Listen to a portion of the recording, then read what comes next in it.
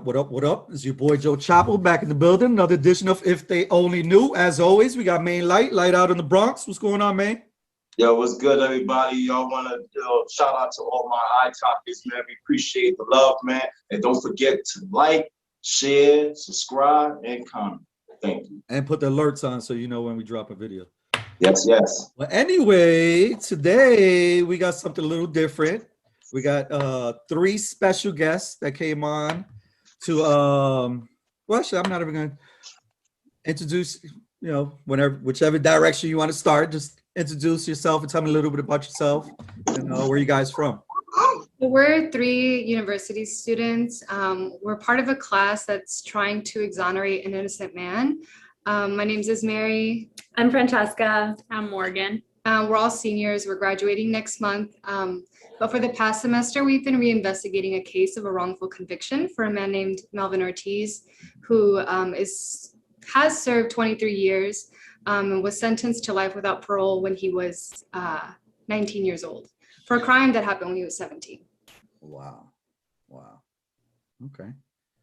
And yeah, so it's been super interesting reinvestigating this case because we're really doing it from the ground up. And what we noticed is that the original police investigators, they really dropped the ball, which is clearly a trend in so many botched investigations that we've seen. And so we've been traveling to Reading, Pennsylvania, and just really getting a better understanding of what went wrong. And it's just so eye-opening because it's clearly just an awful combination of so many things and a flawed system that led to it. Yeah, I think something that's been particularly interesting about this case is, I mean, we've been doing a complete reinvestigation. So that's looking through all the trial and appeal documents that have accumulated over the course of the past 23 years, reinvestigating key witnesses, in touch with Melvin, in touch with all his close family members, doing our best to reach out to new witnesses or just contacts from Melvin from his childhood, in addition to people he's met in prison, a wide variety of things, in addition to handling with his own legal counsel and other law enforcement in the Reading area. But what's so interesting about his case is that it's very intertwined with the political corruption that's very prevalent in Reading, Pennsylvania. So having to navigate that just adds a whole other layer to this reinvestigation. so let's take it back a little bit. How did you guys pick this particular case out of any case you could have went with? What stood out on this case in particular? For me, Melvin just reminded me a lot of my brother. It felt like it was something that could happen to him, that could happen to anyone I love, especially because he's a Hispanic man and he was targeted as a Hispanic man. So that it felt a little bit personal to me in that respect. And just the element of political corruption, like Morgan said, it just really added a whole other element that I personally don't see very often in wrongful convictions, because in this particular case, really powerful politicians had a direct hand in Melvin's conviction. So was that something you discovered right out the gate, or is it something that came up down the line? It was right from the start, right from the get-go. Mm-hmm.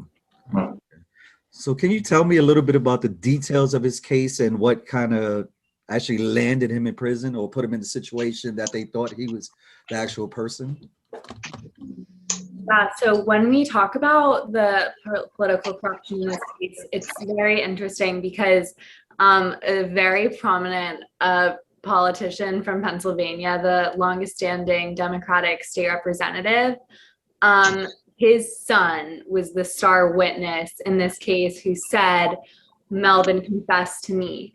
And it was just so appalling because this guy was given so much weight with the prosecutors and clearly had some kind of relationship with the police. And so as we've been digging through police records, you know, it's not the first time this happened.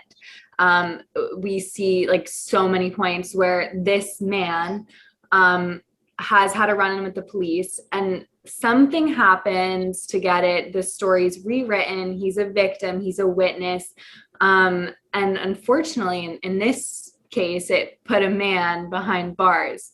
And it's just so appalling because he's living scot-free right now, and no consequences. Meanwhile, Melvin has been in prison for 23 years. Well, was he offered some sort of immunity for his testimony, or?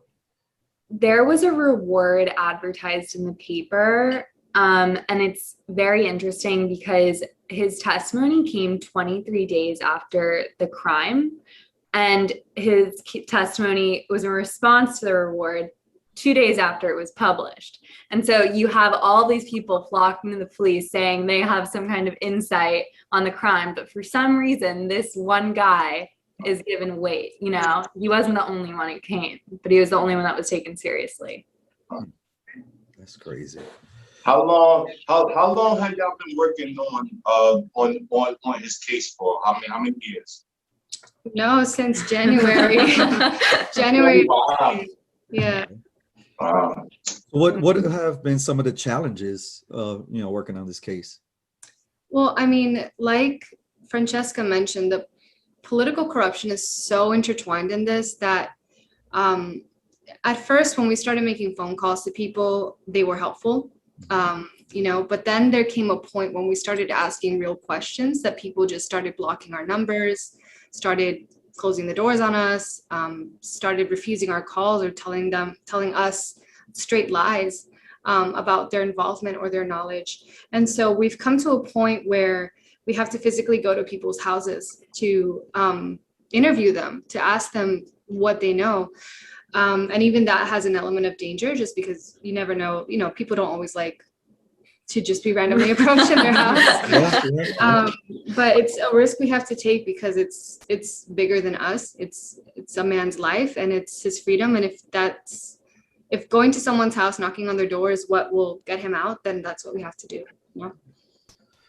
So I know I'm kind of bouncing back and forth, but tell me what is it like reaching out to him for the first time? I mean, I think that's what also, like, going back to what Ismarie said, that's been one of the biggest complications for us too, because as a result of COVID, we're not able to visit Melvin in person. We weren't able up until a couple weeks ago. Ismarie managed to actually get on a video call with him because managed to travel to Florida to meet up with his fiance who lives in Florida and does have video camera access. So up until a couple weeks ago, we hadn't even seen his face on a screen. And it also even took about almost a month to even get on a phone call with him as well. So we now talk to him as much as we can, but obviously that's limited based on the prison's requirements and regulations. But talking to him is always incredibly powerful and reminds us why we are doing the work we're doing. He could not be more grateful. His family members have been so welcoming to us, now consider us their family. And we couldn't be more grateful for their support. And every time we speak to them and are in constant contact with most of his family members via text or call every single day. And just talking to them just reminds us why we are doing what we're doing and keeps us motivated. So the initial point of contact was just via mail?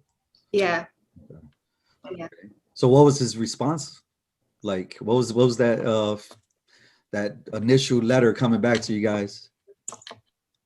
He was emotional. I don't know. He was really moved by just the chance to get his story out, or like to have someone listen. He kept repeating that he's been waiting for this for 23 years. And that, getting his story out there is what matters most to him. I mean, he could have taken a plea deal. He could have been out by now, but he doesn't want to be guilty and free. He wants to be recognized as innocent. Yeah, he's never wavered on his innocence for the past 23 years. And as Ismarie said, all he reiterates is just how he's been waiting just to have his voice heard, have someone to listen to his story. So to have us on the outside, have our social media platforms and having our story heard by as many people as possible is really all he could ask for. And he's very grateful. So his case was never heard by the appeal court yet, as of now? No, he's been down 23 years. No, but like, did he ever file an appeal before? Like, have you ever been appealing and stuff like that before? Yeah, so he's in the appeals process right now to get this like kind of new evidence put in front of a judge and put in front of a jury, because one of the key witnesses who corroborated the politician's son's story. She recanted her testimony and actually inculpated herself in the crime, saying that she threw out all of this evidence, a mask, a gun, that the politician's son had given her to throw out. And so for some reason, this is not enough to get it reheard. And so that's what's just so frustrating about this case. It was like, to a normal person, it's like, that certainly changes things. I don't know how it doesn't. But when you are like trying to go through the legal process of like the appeals process, I mean, it's exhausting. And this recantation, like, it's not that it just got to the court. The woman has been trying to recant her statement since 2005. And because every time she went to the police, the DA, they just never did anything about it until she got in contact with Melvin's lawyers in like 2009, 2010. And then they started trying to get it heard before a court, but because of technicality, being time barred, they kept denying it, I think, third, fourth, fifth, and sixth time. And it wasn't until he was resentenced in 2018, because it was a juvenile lifer, that it was considered like a new trial, that it wasn't time barred anymore. And that's when the judge heard it. And the judge said, I believe you, but I don't think this would change the verdict. And now it's appealed. And also, our recent outreach has been trying to gain contact with the original jury pool. So I was actually on a phone call with one of the original jurors last week, and it was a very interesting discussion with him. Obviously, it was 23 years ago, so tough for them to recall specific details, but he even said this trial haunts him to this day. It was just a terrible trial to go through because it was just all hearsay. All of the witnesses had a lot of credibility issues. And he said going into the deliberation room, the jury was very split going into it. He said, interestingly, it was very split based on racial lines. And he said that, what was I going to say?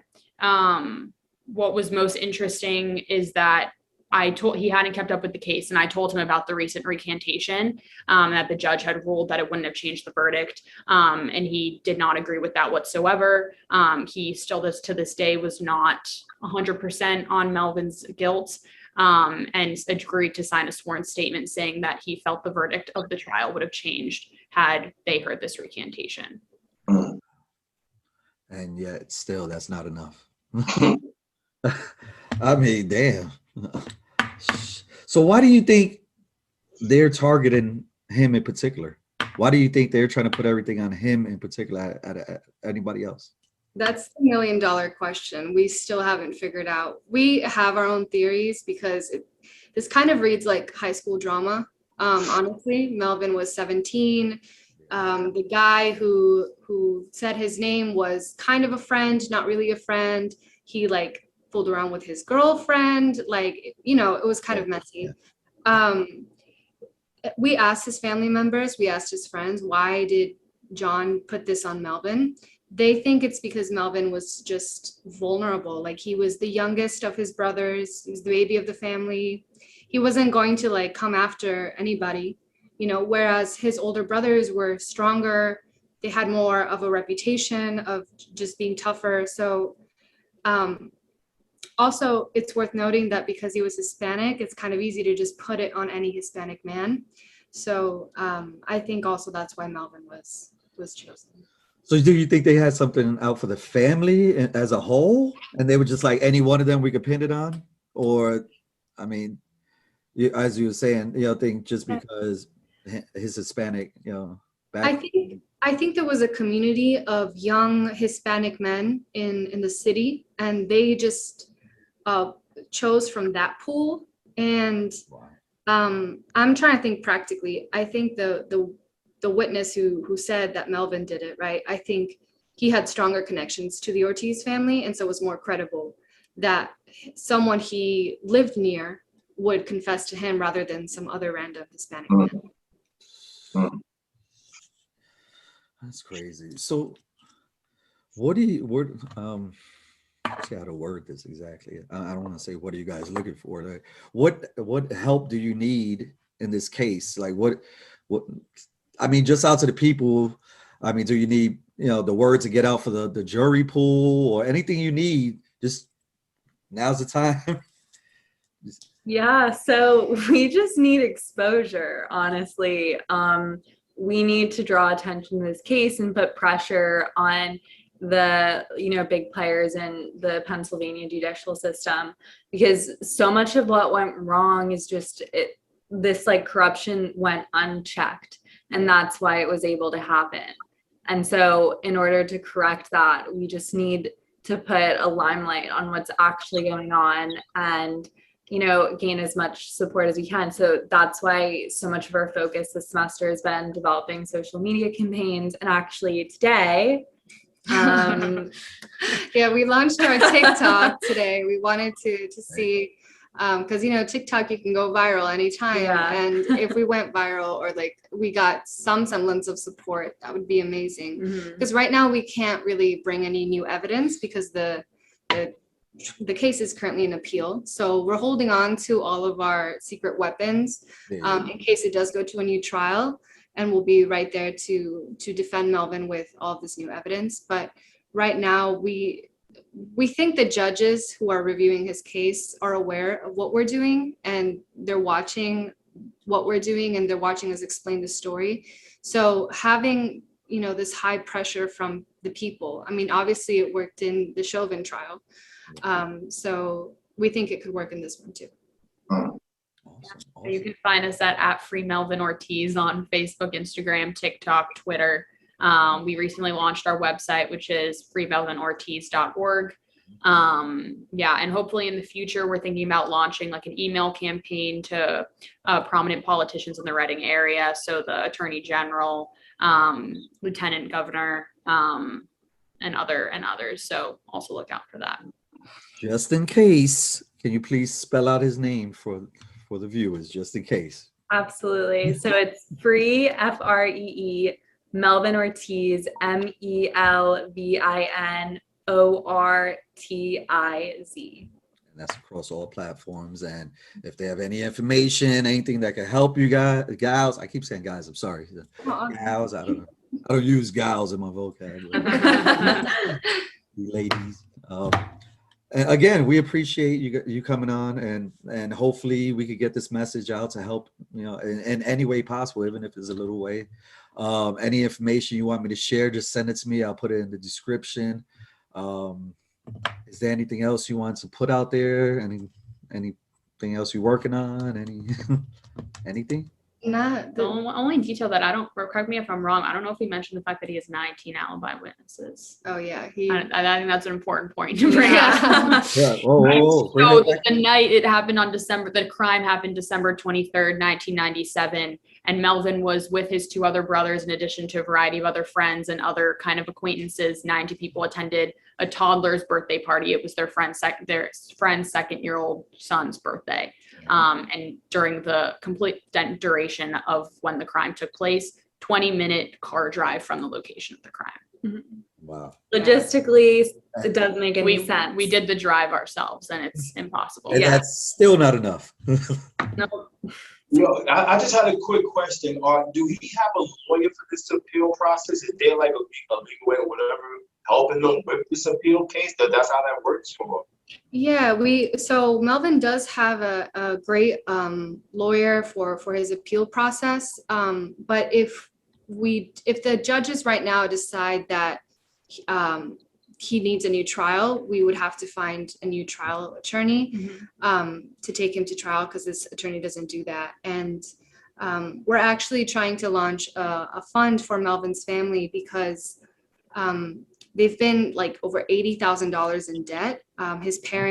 His dad is 78 years old, and he still works 6 days a week because he can't afford to not work, because he has so many debts and loans. And so we're trying to help them that way. And we're also trying to gain the attention of some pro bono attorneys should we need to go to a new trial. Yeah, that's why I asked that. I wanted, when people look at this, I want them to also, he might need help in that department too. You know what I'm saying? Yeah.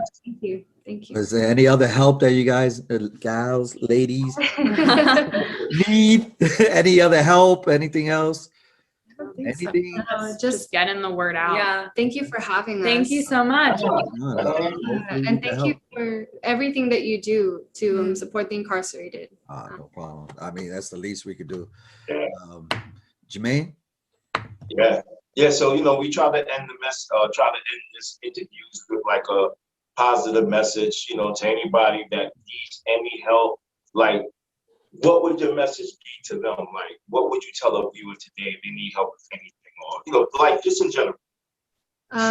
I would say, and I don't want to speak for everybody, but if you work really hard, I think you can do anything. I mean, we're just a bunch of 20-year-olds who decided to take this man's case and hopefully free him. We have no legal experience. We have no social media professional experience.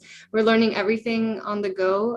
And I think we've been doing a pretty good job. I mean, we're here. Yeah. So you can really do anything if you really set your heart to it. And something that Melvin always says every time we speak with him is no matter what, the truth will always prevail. So having faith in that, I think, always helps. Awesome. So, again, if there's anything we could do, anything else we could do, just reach out to us, let us know. Anything you want us to add in the description, any links, anything, just reach out. The door is open, okay?